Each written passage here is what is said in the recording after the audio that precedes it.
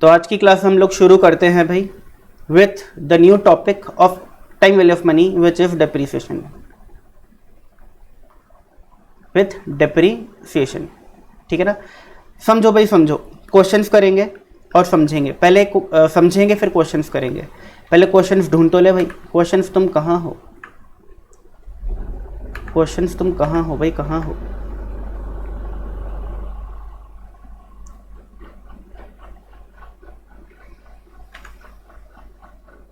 ये देखो, ये रहा। देखो कैसा क्वेश्चन आता है एग्जाम में डेप्रीसिएशन का। अच्छा सुनो, डेप्रीसिएशन कहीं ना कहीं सुन करके आपको ऐसा लग रहा होगा कि सर ये तो अकाउंट्स का कॉन्सेप्ट है, हम मैथ्स में क्यों पढ़ रहे हैं? तो भाई देखो, अकाउंट्स में आप मेनली डेप्रीसिएशन का अकाउंटिंग ट्रीटमेंट पढ़ते हो कि भाई डेप्रीसिएशन अकाउंट डेबिट कब होता है, क्रेडिट कब होता है, ठीक है। Machinery disposal account, provision for depreciation account, ये सारी चीज़ें पढ़ते हो। बट क्योंकि हम मैथ्स के अंदर अगर डेप्रीसिएशन पढ़ते हैं तो हम सिर्फ और सिर्फ इसकी कैलकुलेशन तक ही इसको समझते हैं। कैलकुलेशन से ज़्यादा हमें कोई लेना देना नहीं है इस चैप्टर से, ठीक है ना। तो डेप्रीसिएशन हम पढ़ेंगे time value of money chapter के अंदर, बट सिर्फ और सिर्फ कैलकुलेशन वाला पार्ट। इससे ज़्यादा हमें कुछ नहीं देखना कि भाई कब क्रेडिट होता है कब डेबिट होता है, हमारे मतलब की चीज़ें नहीं है इन बिजनेस मैथमेटिक्स। अकाउंट्स के अंदर सीखना वो अभिजीत सर सिखाएंगे, सॉरी आपको आपके अकाउंट्स के सर सिखाएंगे, ठीक है ना।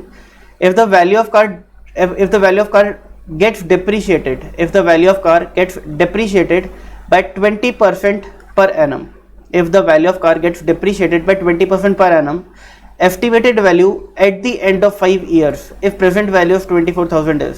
क्या बोल रहा है? क्वेश्चन को समझेंगे पहले। क्वेश्चन को, क्वेश्चन क्या बोलना चाहता है?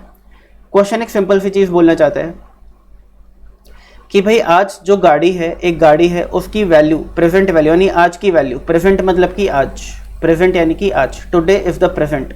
बोलता है ना लोग, live in the present, past का मत सोचो, फ्यूचर पे ज़्यादा ध्यान मत लगाओ, प्रेजेंट को जियो।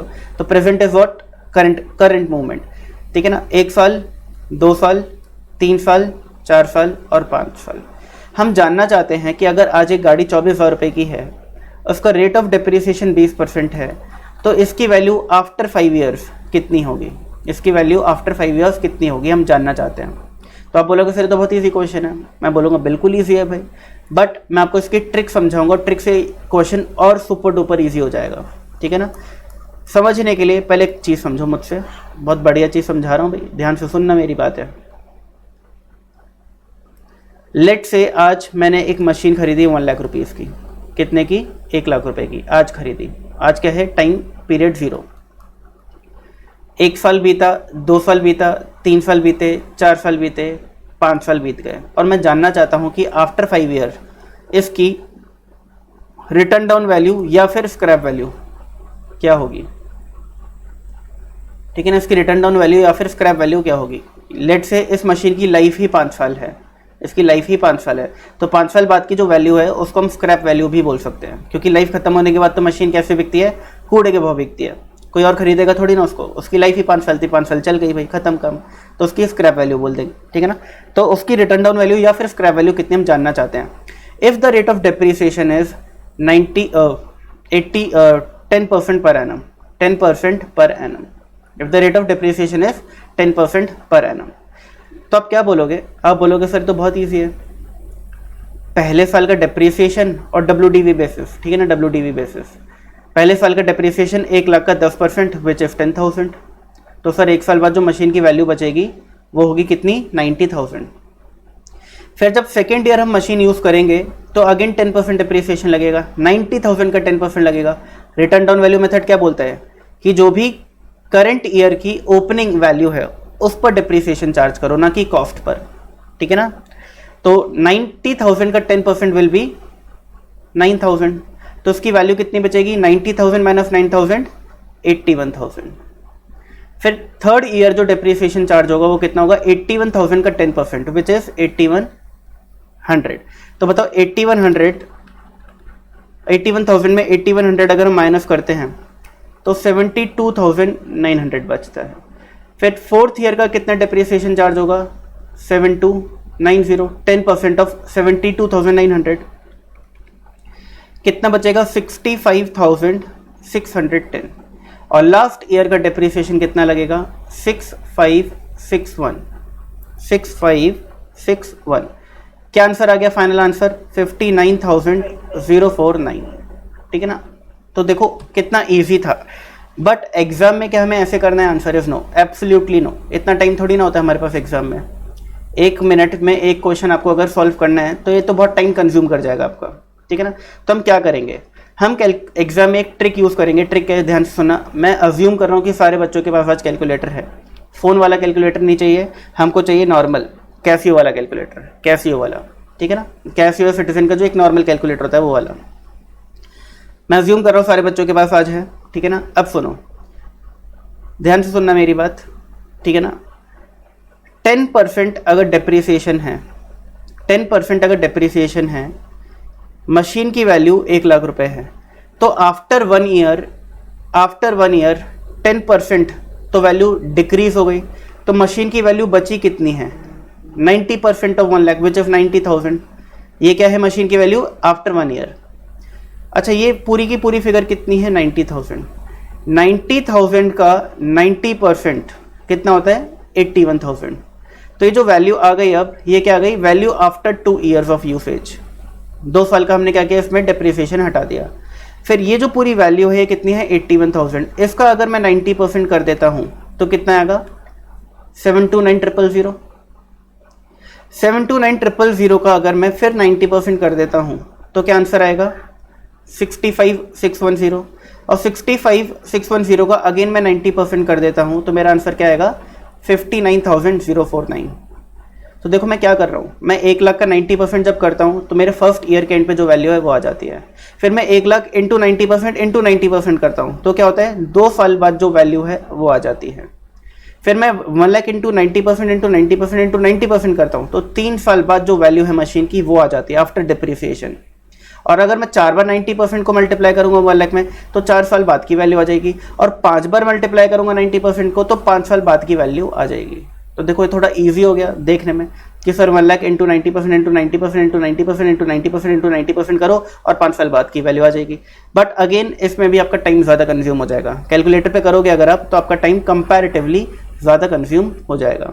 तो मैंने क्या बोला, मैंने बोला देखो आपका कैलकुलेटर उठाओ और उस पर टाइप करो 0.9 इंटू 1 लाख और दबा दो is equal to 0.9 into 1 lakh और दबा दो इज इक्वल टू। तो सभी बच्चों की कैलकुलेटर की स्क्रीन पे जो आंसर आएगा वो 90,000 आएगा। 0.9 इंटू 1 लाख। तो बेसिकली मैंने क्या किया, 90% ऑफ 1 लाख किया। 90% का मतलब क्या होता है? 90% का मैथमेटिकली मतलब होता है 90/100। एक जीरो से एक जीरो गया, एक जीरो और गया, यहाँ पे पॉइंट आ गया, तो 0.9 मतलब क्या है? 90%। तो 90% ऑफ 1 लाख मैंने किया तो ऑब्वियस ही बात है 90,000 आएगा, ठीक है ना। आ गया। अब देखो कितना ईजी होने वाला है आपके लिए चीज़। अब सभी बच्चे अपने कैलकुलेटर पे दोबारा से इक्वल टू प्रेस कर दो, सारे बच्चे।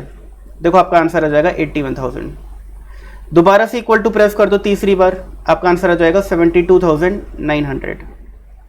एक और बार इक्वल टू प्रेस कर दो जल्दी से सभी बच्चे, तो आपका आंसर आ जाएगा 65,610। और एक आखिरी बार इक्वल टू प्रेस कर दोगे आप बच्चे लोग तो आपका आंसर आ जाएगा 59,049। विद इन 10 सेकेंड्स आपका आंसर आ जाएगा। विद इन 10 सेकेंड्स क्या किया हमने? 0.9 into 1 lakh is equal to 5 बार इज इक्वल टू। अगर 5 साल का क्वेश्चन है तो 5 बार इक्वल टू दबा दो। अगर आपको इसकी वैल्यू बतानी होती है आफ्टर 10 ईयर्स तो 10 बार इक्वल टू प्रेस कर देते हैं। क्या करते हैं फिर आप? 0.9 इंटू 1 लाख और 10 टाइम्स इज इक्वल टू, तो 10 साल बाद की वैल्यू आ जाती है। तो देखो कितना आसान हो गया ये काम, जो इतना कॉम्प्लिकेटेड काम था वो कितना ईजिली हमने कैलकुलेटर पे सॉल्व कर लिया, कितना ईजिली। तो ये भी कह सकते हो कि कैलकुलेटर की एक ट्रिक है भाई आंसर जल्दी निकालने की, ठीक है ना। एक और क्वेश्चन देखते हैं, जल्दी से करेंगे हम लोग और आंसर बताएंगे। लेट से cost of machine is rupees 5 lakh, ठीक है, is rupees 5 lakh. Depreciation is charge at the rate 15% per annum. What will be it's scrap value after 8 years. जल्दी से आंसर बताएंगे सारे बच्चे। मैं देखता हूँ कौन सबसे पहले आंसर देता है। देखिए ज़रा कौन सबसे पहले आंसर देता है। Cost 5 lakh, rate of depreciation 15%, value of machine after 8 years. आप बोल भी सकते हैं, आप लिख भी सकते हैं, आपके पास दोनों ऑप्शंस अवेलेबल हैं, ठीक है ना। बोलिए भाई बोलिए, अरे कुछ तो बोलो, अरे मेरे समझदार बच्चों। कुछ तो बोलो। ना लिख रहे ना बोल रहे, फिर कैसे चलेगा।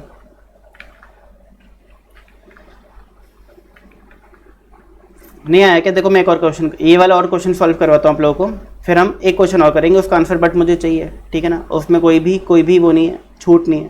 सुनो, मशीन की वैल्यू अगर 15% डिप्रिसिएशन है तो eight the end of 1 year machine की वैल्यू कितनी बचेगी? 85% ऑफ 5 लाख।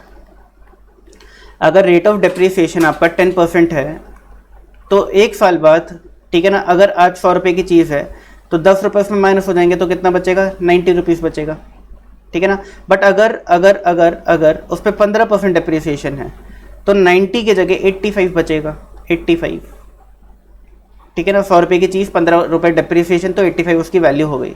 तो eight the end of 1 year जो मशीन की वैल्यू बचेगी वो कितनी बचेगी? 85%। तो मैंने क्या किया? 0.85 इंटू 5 लाख कर दिया और एक बार इज इक्वल टू प्रेस किया, ठीक है ना। 0.85 इंटू 5 लाख और एक बार इज इक्वल टू, तो value of machine after 1 year of usage कितना हो जाएगा? 4,25,000। अगर मुझे 8 साल बाद का निकालना है, मैंने एक बार इक्वल टू प्रेस कर दिया, 2, 3, 4, 5, 6, 7 और 8।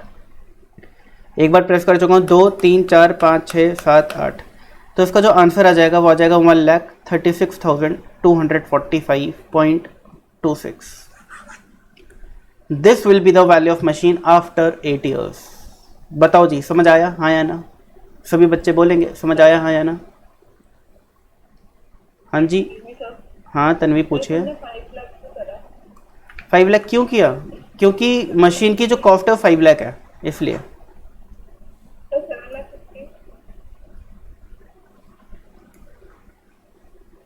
क्या क्या क्या? ओके ओके, वो रुपीज़ का साइन है बेटा, रुपीज़ का साइन है, ये रुपीज़ का साइन है। 5 लाख है, उसकी वैल्यू 5 लाख है, ठीक है। तो 5 लाख वैल्यू है। तो देखो अगर हम इसको टाइमलाइन के थ्रू करते हैं, देखो टाइमलाइन ज़्यादा कुछ नहीं है, एक समझाने का एक इजी वे है, तो इससे थोड़ी गलतियाँ कम होती हैं, आप लोगों के दिमाग में अच्छे से चीज़ें बैठ जाती हैं।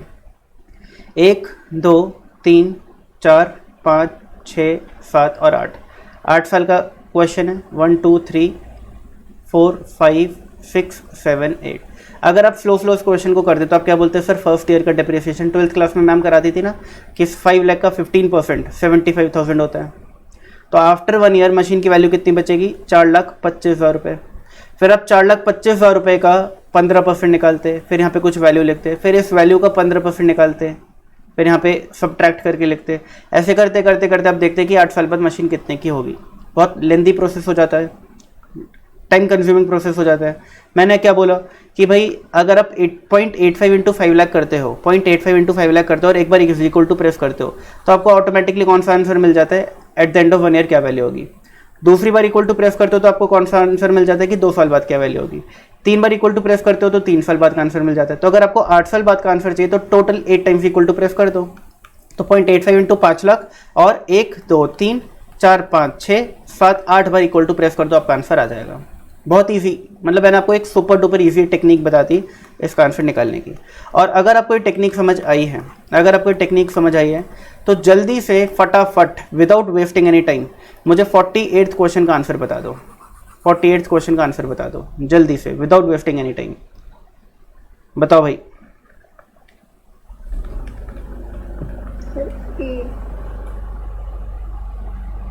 वेरी गुड, क्या बात है भाई, क्या बात है। कौन से बच्चे ने आंसर दिया भाई इतनी जल्दी, मुझे बताओ ज़रा।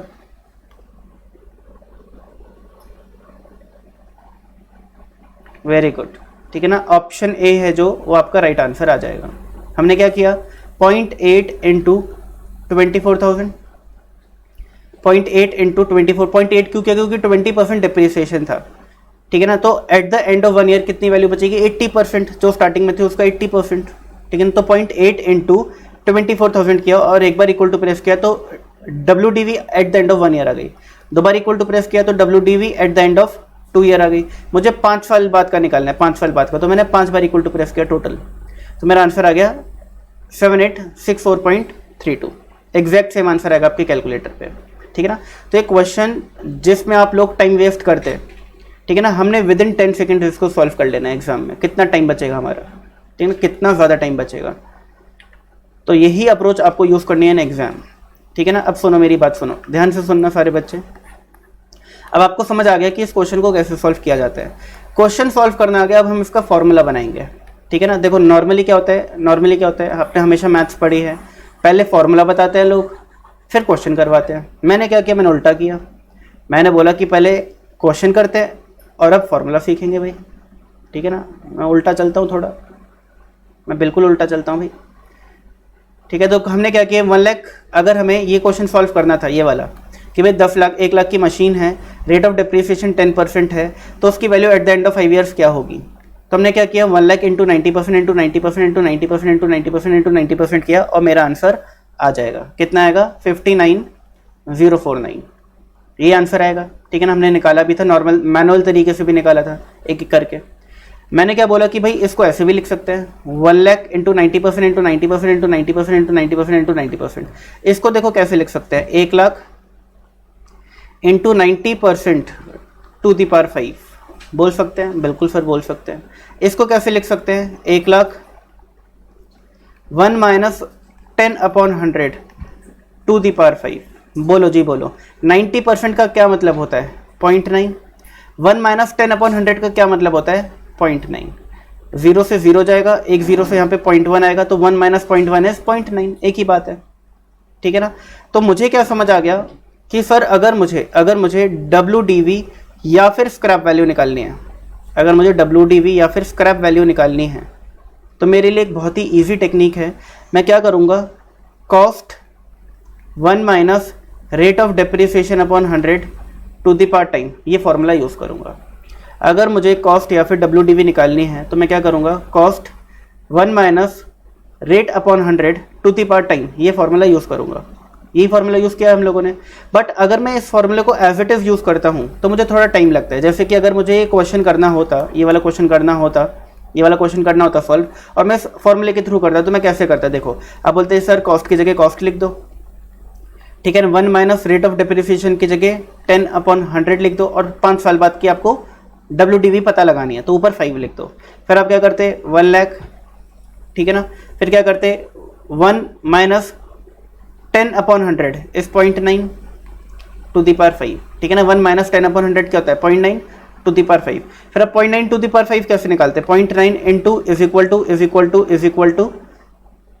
टू ऐसे निकालते हैं। मैंने आपको लास्ट क्लास में सिखाया था, जल्दी से रिकॉल करते हैं। अगर मुझे 0.9 टू द पावर 5 निकालना है तो मैं कैलकुलेटर पे क्या करता हूँ, 0.9 इंटू, क्योंकि पावर 5 है तो कितनी बार इक्वल टू प्रेस करूँगा, 4 बार, 1 2 3 4, और मेरा आंसर आ जाएगा। कुछ बच्चों के कैलकुलेटर पे ट्रिक काम नहीं करते, उन लोगों को क्या करना है, 0.9 into 1 is equal to sorry, कितनी पावर है, 5, कितनी पावर है, 5, कितनी बार इक्वल टू प्रेस किया, 1 2 3 4 5। तो आपके पास दो टेक्निक्स होती हैं, अगर तो 0.9 टू द पावर 5 निकालना है, इस टाइप की कोई भी प्रॉब्लम है, जैसे कि आपको let's say 2 to the power 5 निकालना है, तो आप पहला टेक्निक है 2 इंटू 4 बार इक्वल टू प्रेस कर दो तो भी आपका आंसर आ जाएगा। या दूसरी टेक्निक है कि 2 इंटू 1 इज इक्वल टू 5 बार इक्वल टू प्रेस कर दो।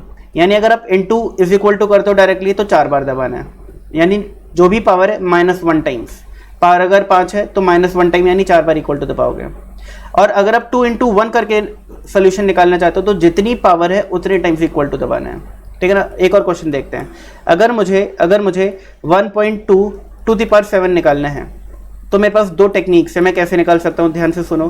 पहली टेक्निक है 1.2 इंटू 1 2 3 4 5 6 बार इक्वल टू प्रेस करो, यानी जो भी पावर है -1 टाइम, तो 7 माइनस 1 कितना होता है, 6, तो 6 बार मैंने इक्वल टू प्रेस किया।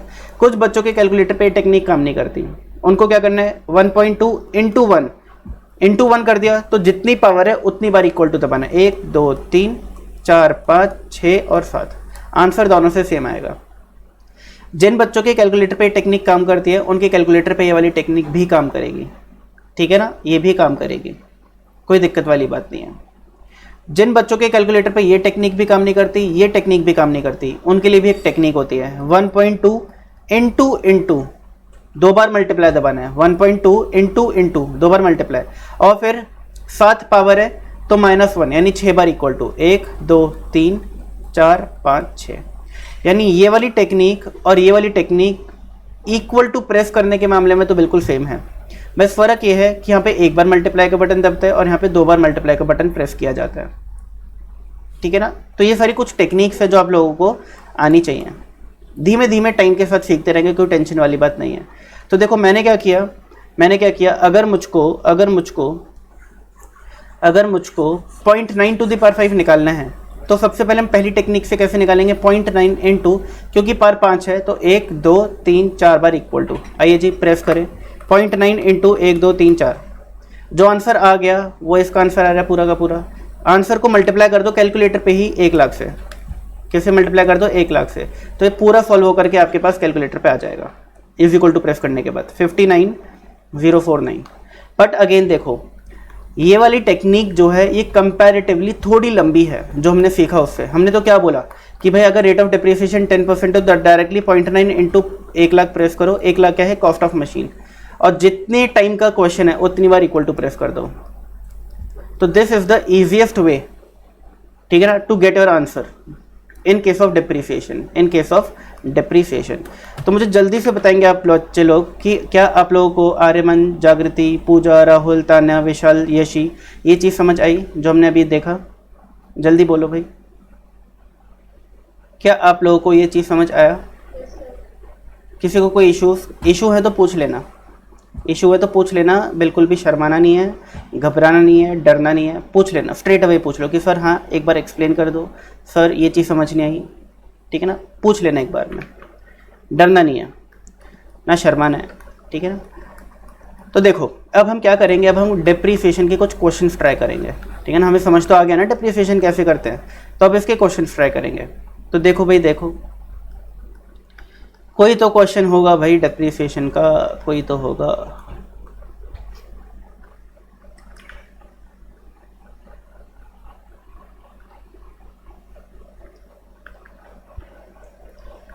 डिप्रिसिएशन नो जी नो, यहाँ पे तो कोई नहीं है, यहाँ पे होगा। क्या ये डिप्रिसिएशन का क्वेश्चन है? Answer is no. क्या ये है? नो। क्या ये है? नो। ये भी नहीं है। ये रहा, देखो दिख गया।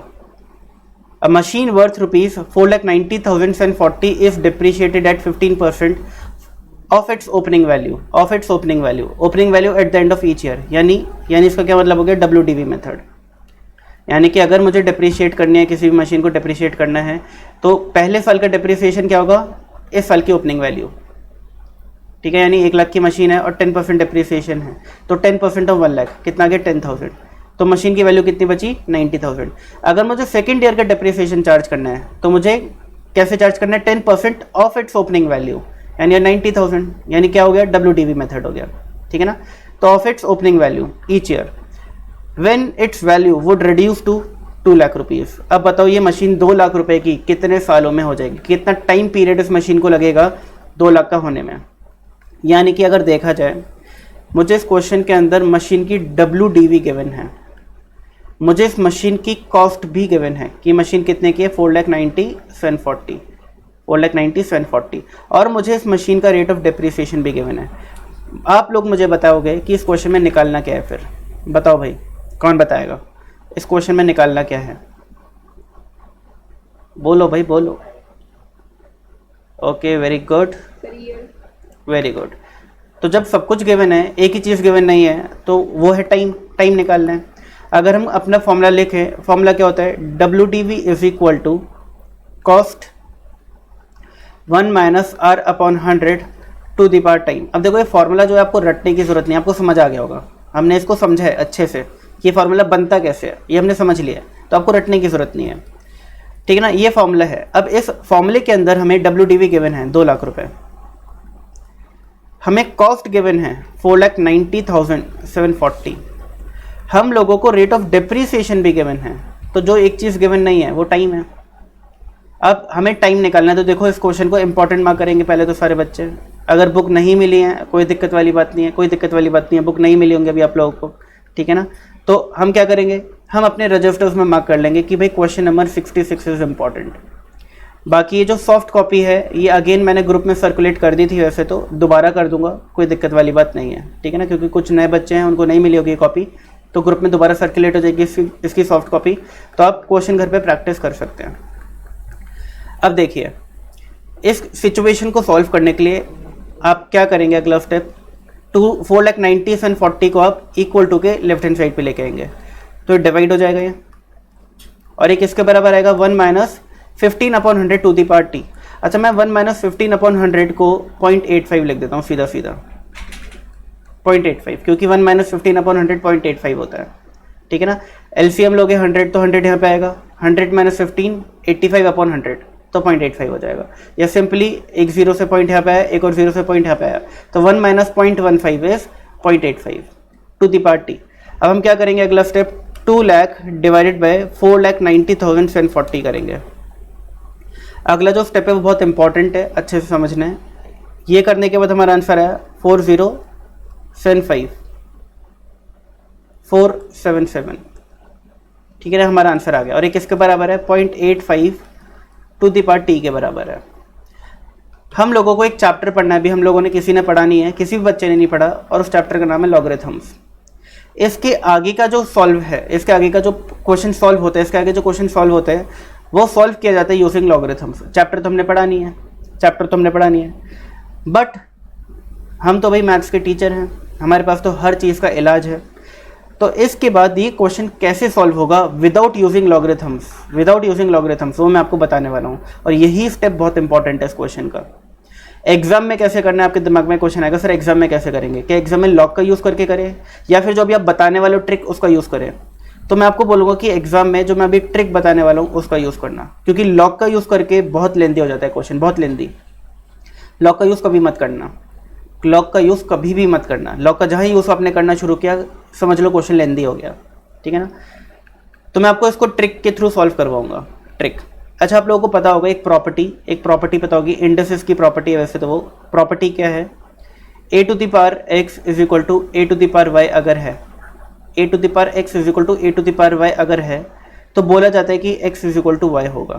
क्या बोला जाता है कि x is equal to y होगा, यानी एक नंबर है, ठीक है ना, एक नंबर है और बीच में इक्वल टू का साइन है, और दोनों ही नंबर सेम है, यहाँ पे भी a लिखा है तो यहाँ पे भी a लिखा है, दोनों नंबर सेम है, तो इनकी पावर्स भी हमेशा सेम होंगी।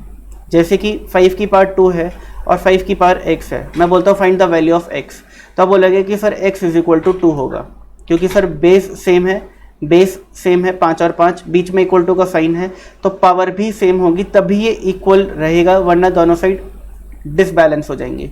अगर आपने x को 2 की जगह कुछ और लिख दिया, x की जगह 2 नहीं लिखा कुछ और लिख दिया, तो फिर ये जो इक्वल है ना ये अनइक्वल में कन्वर्ट हो जाएगा, इक्वल नहीं रह जाएगा, ठीक है ना, सिंपल सी बात है। बिल्कुल इसी तरीके से एक प्रॉपर्टी और होती है, वो प्रॉपर्टी इंपॉर्टेंट है, ठीक है ना। क्या है प्रॉपर्टी समझो, अगर a to the power x is equal to b to the power x की सिचुएशन आप फेस करते हो, यानी कि पावर सेम है, बीच में इक्वल टू का साइन है, तो इट सिंपली मीन्स कि जो बेस है वो भी सेम होगा, इसको भी मैं आपको एक एग्जांपल के थ्रू बताने की कोशिश करता हूँ। 5 की power 3 is equal to x की पावर 3 है, क्वेश्चन बोल रहा है find the value of x, तो आप बोलोगे कि भाई x की जगह सिर्फ और सिर्फ 5 लिखा जाएगा तब भी ये इक्वल टू जस्टिफाई होगा, वरना ये अनइक्वल हो जाएगा, यानी x इज इक्वल टू क्या होगा 3 होगा। इस क्वेश्चन में जो अभी हम फंसे हैं उसमें ये वाली प्रॉपर्टी का यूज़ हमें करना है, ठीक है ना, यानी हमें क्या करना है, हमें किसी तरीके से इन दोनों बेस को इक्वल करना है, ठीक है ना। फिर जो पावर्स होंगी वो भी इक्वल हो जाएंगी, बीच में इक्वल टू का साइन तो पहले से है, किसी तरीके से दोनों बेस इक्वल कर दो तो जो पावर है वो भी इक्वल हो जाएंगी। कैसे करेंगे, base 0.85 to the power T, यहाँ पे बेस क्या है 0.85, पावर क्या है t, यहाँ पे भी बेस 0.85 लिख दो, और पावर क्या है वो हमें ढूंढनी पड़ेगी, यानी कि 0.85 की ऐसी कौन सी पावर लिखूँ मैं कि मेरा जो आंसर है वो ये आ जाए 0.4075477, यानी कि अगर मुझे कोई ऐसा पावर मिल गया कि मैं 0.85 की वो पावर कर दूं और मुझे ये आंसर मिल जाए, तो इस आंसर को मैं इससे सब्स्टिट्यूट कर सकता हूँ, इससे सब्स्टिट्यूट कर सकता हूँ, दिक्कत नहीं है। फॉर एग्जाम्पल ऐसे समझो कि आपके सामने है 8 इज इक्वल टू 2 की पावर x और क्वेश्चन बोल रहे फाइंड x। क्वेश्चन क्या बोल रहे हैं? Find x। तो आप कैसे करोगे इस क्वेश्चन को? आप बोलोगे कि यार मुझे प्रॉपर्टी पता है कि अगर दोनों साइड बेस सेम हो तो पावर्स भी सेम होते हैं, अगर बीच में इक्वल टू का साइन है तो, ठीक है ना। तो मैं 8 को लिख सकता हूँ 2 की पावर 3, मैं 8 को लिख सकता हूँ 2 की पावर 3। अब देखो यहाँ पे 2 है, यहाँ पे 2 है, बीच में इक्वल टू का साइन है, यानी x इज इक्वल टू क्या होगा? 3 होगा। यानी मैं 8 को 2 की पावर 3 लिख सकता हूँ, कोई दिक्कत वाली बात है क्या? नहीं है। मुझे पता है कि भाई 8 को 2 की पावर 3 लिखा जा सकता है। इसी तरीके से 0.4075477 को भी कुछ ना कुछ लिखा जा सकता होगा। 0.85 की कोई ना कोई पावर ऐसी होती होगी कि भाई मेरा ये आंसर आ जाए, ठीक है ना। तो मुझे वही पावर ढूंढनी है, ठीक है ना। अब इसको कैसे करते हैं ध्यान से समझना, ठीक है। मैं थोड़ा इसको क्लियर कर रहा हूँ कि आपको समझ आए। आगे चल के अगला स्टेप जो है, ये स्टेप बहुत इंपॉर्टेंट है और बहुत ईजी स्टेप होता है। एक बार पहली बार समझने में टाइम लगेगा, उसके बाद तो आप बोलोगे सर बस ये आ गया ना, अब तो हम कर लेंगे। तो मुझे क्या करना है, यहाँ पे पावर क्या है t और बेस क्या है 0.85। इस ये वाला जो नंबर है इसको तो एज इट इज लिखना है, इसमें कोई चेंज नहीं आएगा।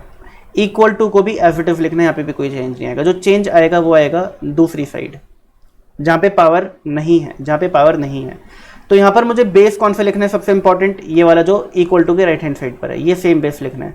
और इसकी पावर मुझे ढूंढनी पड़ेगी कोई ना कोई ऐसी कि मेरा ये आंसर आ जाए। कैसे ढूंढेंगे? देखो सिंपल, अपने कैलकुलेटर उठाएंगे, सारे बच्चे अपना कैलकुलेटर उठाएंगे। 0.85 into is equal to press करेंगे, 0.85 into is equal to press करेंगे। सभी बच्चों को आंसर आएगा 0.7225। और ये जो आंसर है इसका क्या, ये पता है क्या है? 0.85 का स्क्वायर है, 0.85 का square. 0.85 into is equal to कर दो तो 0.85 का स्क्वायर आ जाता है। फिर आप सभी बच्चे एक और बार इक्वल टू प्रेस करेंगे तो आपका आंसर आएगा 0.614125। सभी बच्चों को ये आंसर आएगा 614125। और ये आंसर पता है क्या है? 0.85 टू दी पावर 3 है। अगर मैंने आपको बोला था कि 0.85 की पावर 3 निकालो तो आप कैसे निकालते? Sir 0.85 into is equal to क्योंकि पावर 3 है तो 2 बार इक्वल टू प्रेस करते हैं, इंटू इज इक्वल टू और इज इक्वल टू, ठीक है ना। एक और बार इक्वल टू प्रेस करेंगे सारे बच्चे मेरे साथ, तो आपका आंसर आएगा 0.52200625। और ये पता है क्या रहा है? 0.85 टू दी पावर 4 आ रहा है। एक बार इक्वल टू प्रेस करेंगे तो आप बच्चों का आंसर आएगा 0.443753। और ये आंसर क्या है? 0.85 टू दी पावर 5। फिर सभी बच्चे मेरे साथ साथ एक और बार इक्वल टू प्रेस करेंगे और आप लोगों को आंसर आएगा 0.3771495। ये क्या है? 0.85 to the power 6, 0.85 to the power 6। अब देखो दिक्कत क्या है। दिक्कत यह है कि सर मुझे 0.4075 चाहिए था, 0.4075 क्या चाहिए था? 0.4075।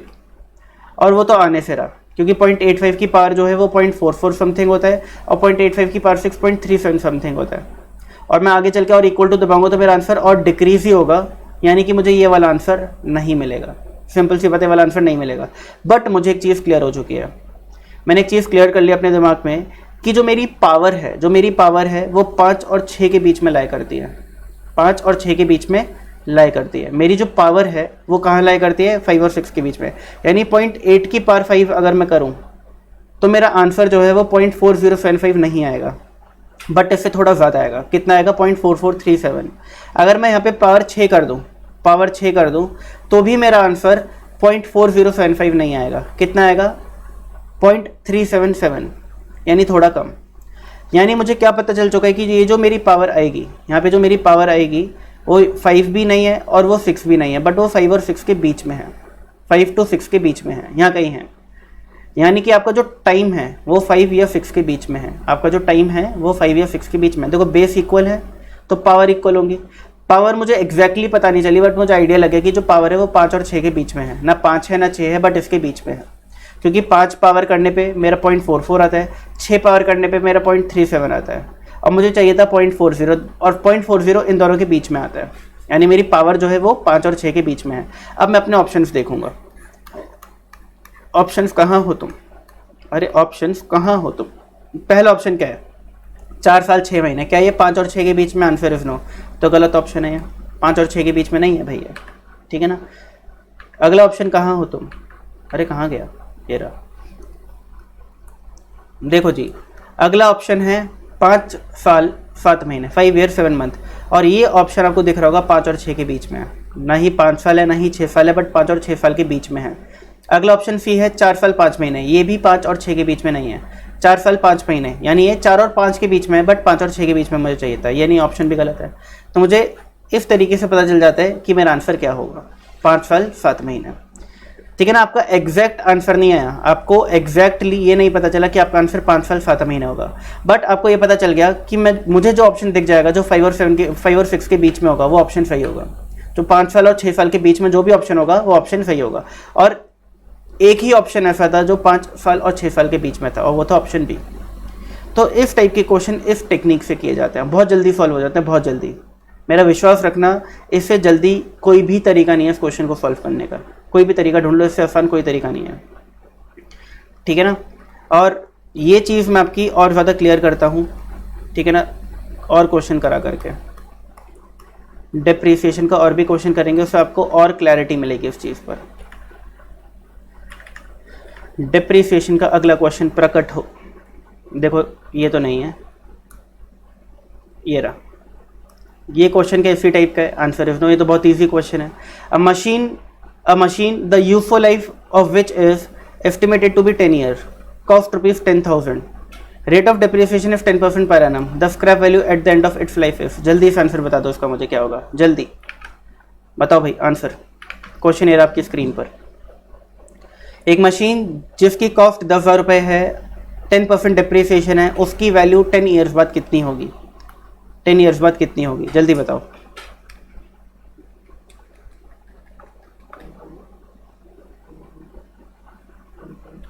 बोलो भाई बोलो।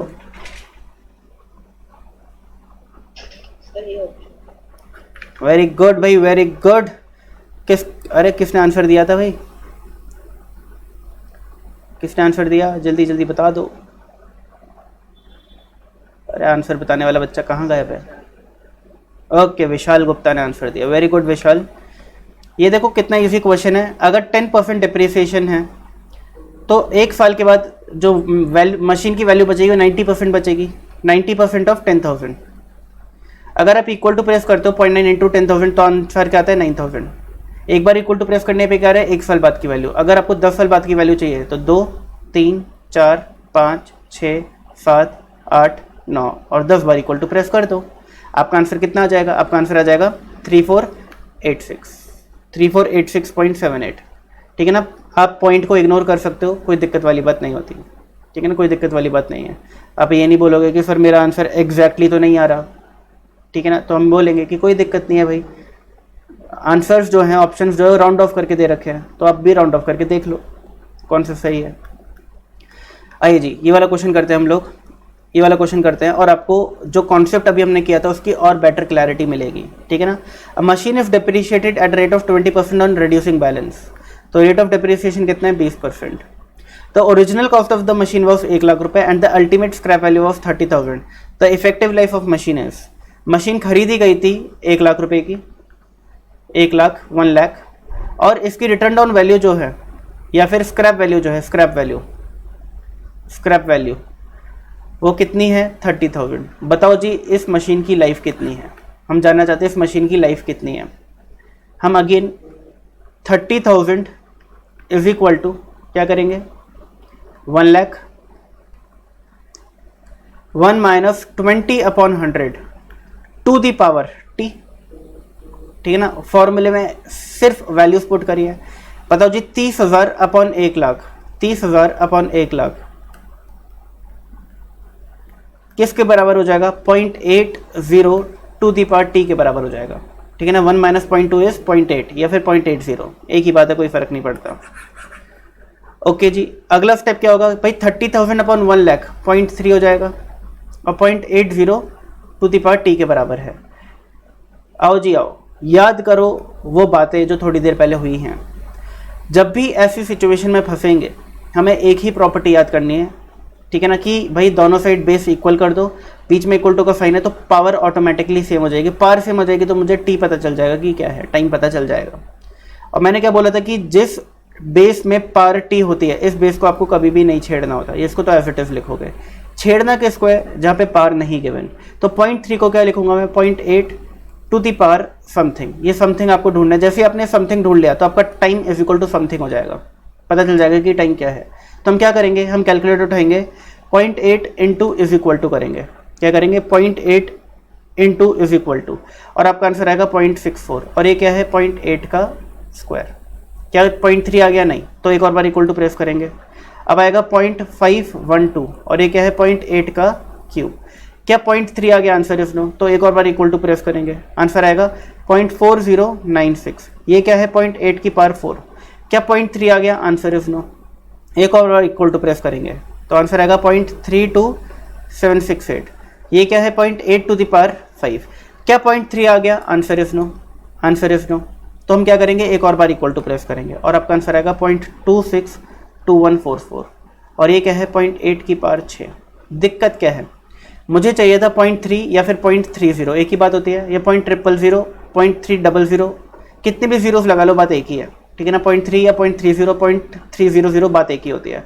मुझे क्या फाइंड आउट करना था, 0.30, और मेरे पास 0.32 आया, मेरे पास 0.26 आया, बट 0.30 नहीं आया। बट मुझे एक चीज़ पता चल गई कि मेरा 0.30 आएगा अगर मेरी पावर 5 और 6 के बीच में लाई करती है, 5 और 6 के बीच में लाई करती है। अच्छा, बीच का मतलब हमेशा 5.5 नहीं होता कि सर 5 और 6 के बीच में तो 5.5 लाई करता है, ये कभी मत सोचना।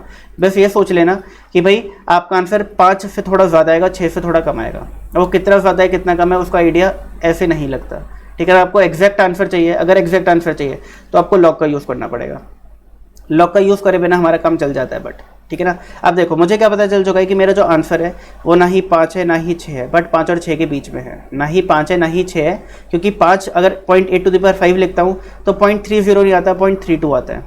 अगर 0.8 की पावर 6 लिखता हूँ तो 0.30 नहीं आता, 0.26 आता है। तो आंसर तो मुझे नहीं मिल रहा, बट ये पता चल चुका है कि जो मेरा टाइम है वो 5 और 6 के बीच में है।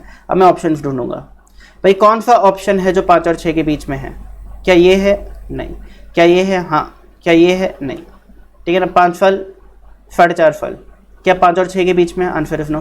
बट 5.4 फल 5 और 6 के बीच में है, तो मैं किस ऑप्शन को टिक कर दूंगा, बी ऑप्शन को टिक कर दूंगा, ठीक है ना। अब ये चीज़ आप लोगों को अच्छे से समझ आ गई होगी कि किस तरीके से आप क्वेश्चन के अंदर अगर डेप्रिसिएशन का क्वेश्चन आता है तो किस तरीके से आप उसकी स्क्रैप वैल्यू निकाल सकते हो।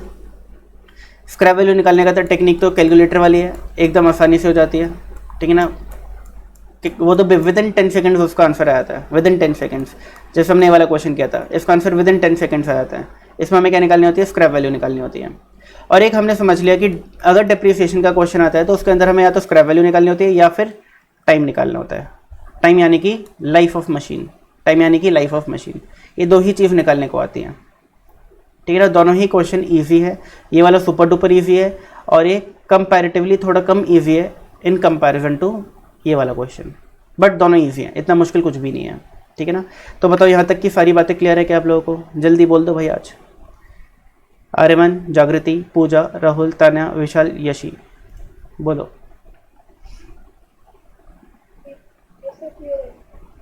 ओके ओके, ठीक है ना। तो देखो ये टेक्निक्स हैं जो आप लोगों को आनी चाहिए सीए फाउंडेशन के अंदर, ठीक है ना। क्योंकि मैं आपको पता होना चाहिए कि भाई सीए फाउंडेशन एक तरीके का ऐसा समझ लो जैसा कॉम्पिटिटिव एग्जाम्स नहीं होते, रेलवे के, बैंकिंग के, कॉलेजेस के एडमिशन के, आईआईटी के एडमिशन के। उसमें क्या होता है, उसमें आपकी जो पढ़ने की अप्रोच है वो चेंज की जाती है, क्योंकि उसके अंदर क्या होता है, आपके पास लिमिटेड टाइम होता है, क्वेश्चंस बहुत सारे करना होता है और एमसीक्यू क्वेश्चंस होते हैं। वही सेम चीज़ सीए फाउंडेशन के मैथ्स का पेपर में भी होती है। सीए फाउंडेशन का सिर्फ एक मैथ्स का ही पेपर है जिसमें वो कॉम्पिटिटिव लेवल वाला फीलिंग आता है आपको। उसका रीज़न क्या है, अकाउंट्स का पेपर पूरा का पूरा डिस्क्रिप्टिव होता है, लिखना है, ऑप्शंस मार्क नहीं करने। तो उसमें तो आपको वो कॉम्पिटिटिव एग्जाम वाली फीलिंग आएगी नहीं बिल्कुल, क्योंकि कॉम्पिटिटिव एग्जाम में तो एमसीक्यू क्वेश्चंस आते हैं। लॉ का पेपर अगेन आपको लिखना है, तो इसमें भी वो कॉम्पिटिटिव एग्जाम वाली फीलिंग आपको नहीं आएगी कि भाई एक लिमिटेड टाइम में बहुत सारे क्वेश्चंस करने हैं। इको का पेपर जो है वो माना कि मैंने माना कि भाई वो पेपर एक ऐसा है जो कॉम्पिटिटिव एग्जाम की फीलिंग दे सकता है, क्योंकि ये पेपर भी एमसीक्यू होता है। बट मानो ना मानो, मेरे जितने भी साल का टीचिंग एक्सपीरियंस है, इको का एक लौता ऐसा पेपर है जो टाइम से पहले कंप्लीट हो जाता है। यानी इको के अंदर जो 2 घंटे आपको मिलते हैं 100 क्वेश्चन अटेम्प्ट करने के लिए, वो 2 घंटे भी ज़्यादा होता है, क्योंकि वो पेपर कंपैरेटिवली बहुत इजी होता है, और ये को आप समझ के चलो कि सबसे इजी सब्जेक्ट है सीए फाउंडेशन का। तो क्योंकि ये पेपर टाइम से पहले कंप्लीट हो जाता है, तो अगेन कॉम्पिटिटिव एग्जाम वाली फीलिंग नहीं दे पाता। देखो कॉम्पिटिटिव एग्जाम वाली फीलिंग कब आती है, जब आपको ट्रिक्स यूज़ करनी पड़े, आपको क्वेश्चन को टाइम मैनेजमेंट सीखना पड़े कि भाई मुझे क्वेश्चन पेपर है उसको टाइम के अंदर कंप्लीट करना है, और ये बहुत मुश्किल टास्क है, इसके लिए मुझे ट्रिक्स पता होनी चाहिए, मुझे टेक्निक्स पता होनी चाहिए, तब जाके कंप्लीट होगा। तो वो पेपर आपको कॉम्पिटिटिव एग्जाम की फीलिंग देता है, और वो पेपर सिर्फ एक ही है, बिजनेस मैथमेटिक्स, स्टैटिस्टिक्स और लॉजिकल रीजनिंग का। और यही सारी टेक्निक्स हैं जो आपका पेपर जल्दी कंप्लीट करवाएंगे। अगर आप इन क्वेश्चंस को एक एक करके नॉर्मल तरीके से करोगे तो फिर आपको बहुत टाइम लग जाएगा, ठीक है ना, आप नहीं कर सकते पेपर कंप्लीट। तो ये कुछ टेक्निक्स हैं जो आपको अच्छे से पता होनी चाहिए, ठीक है ना। मैं जल्दी से टाइम देख लूँ कितना हो गया क्या। हाँ जी, तो टाइम आप लोगों का हो चुका है भाई, 5:30 हो गए ऑलमोस्ट। तो आज के लिए मैं इतना ही रखता हूँ, ज़्यादा हैवी नहीं करूँगा आप लोगों को, ठीक है ना। बट अगले हफ्ते से हमारी क्लासेस थोड़ी लंबी हो जाएंगी, ठीक है ना। मैं कोशिश करूँगा कि अगले हफ्ते से हमारी क्लासेस 2 आवर्स की होने लगे, ठीक है। अगला हफ्ता यानी कि ट्यूसडे से, मेरी क्लास की बात कर रहा हूँ, मेरी क्लास ट्यूसडे, थर्सडे, सैटरडे होगी। तो भाई आज की क्लास में किसी को कोई डाउट है क्या, जल्दी से बता दो भाई। Any doubts, anyone? बोलो भाई बोलो, एनी डाउट्स, एनीवन? चीज़ें क्लियर हैं, क्लैरिटी आई? अरे कुछ तो बोलो, लिखो, बोलो, गाओ, कुछ तो करो। ऐसे शांत क्यों बैठो भाई, ऐसे थोड़ी ना काम चलेगा, इतनी शांति। तो विशाल ने बोला सर क्लियर, वेरी गुड। बाकी बच्चे बोल दो भाई, आर्यमन नो डाउट। पूजा ने बोला clear, Yeshi is typing clear, okay very good. Aryaman का क्लियर। जागृति बेटा कुछ बोल लो, पूजा ने बोल दिया। राहुल क्लियर। ताना ने बता दिया, ये सर एवरीथिंग वॉज क्लियर। विशाल बेटा विशाल इतना शांति क्यों भाई? और यशी ने भी बता दिया, वेरी गुड। तो भाई अब मिलते हैं अपन लोग नेक्स्ट क्लास में, और हम नेक्स्ट क्लास कोशिश करेंगे कि कुछ प्लेटफॉर्म चेंज करें, क्योंकि स्काइप पे कुछ बच्चों को इश्यूज़ आ रहे हैं, और इश्यूज़ हम नहीं चाहते कुछ भी आए आप लोगों को, ठीक है ना। तो हम आपको इन्फॉर्म कर देंगे अकॉर्डिंगली, उसकी टेंशन आप लोग मत लेना। चलो जी, आज के लिए इतना ही है। सभी को bye bye and take care.